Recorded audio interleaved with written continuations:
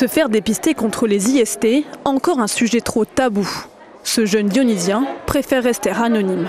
Pour faire un bilan santé complet, et parce que quand on est jeune, et on fait passer un message auprès des jeunes et la jeunesse pour l'avenir.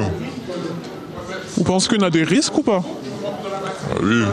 Ici, en 1 heure seulement, déjà une dizaine de dépistages sanguins et urinaires.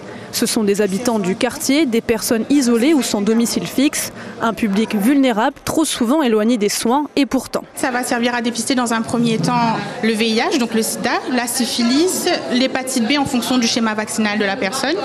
On va regarder dans les urines ou les autres prélèvements d'ailleurs tout ce qui est chlamydia et gonocoque.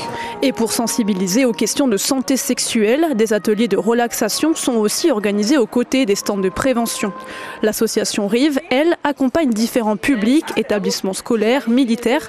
Sur le terrain, elle constate qu'une question revient particulièrement souvent.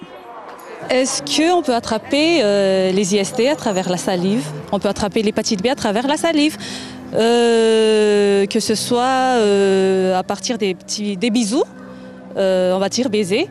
Et si jamais on utilise un verre d'une autre personne qui est déjà contaminée par l'hépatite B, il y a quand même des risques. Si la Réunion est meilleure élève que l'Hexagone en matière de dépistage, les diagnostics sont encore posés trop tardivement.